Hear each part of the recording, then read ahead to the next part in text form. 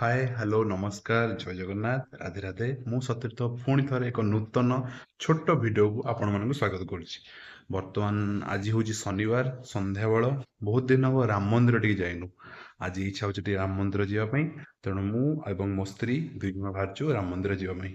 ଆମ ବନ୍ଧୁ ନାହାନ୍ତି, ସେ ବୋଧେ ଆମକୁ ପଛରେ ଭେଟିବେ, କିନ୍ତୁ ବର୍ତ୍ତମାନ ଆମେ ବାହାରିଛୁ ରାମ ମନ୍ଦିର ଯିବା ପାଇଁ। କ'ଣ ଠିକ କହିଲି ନା?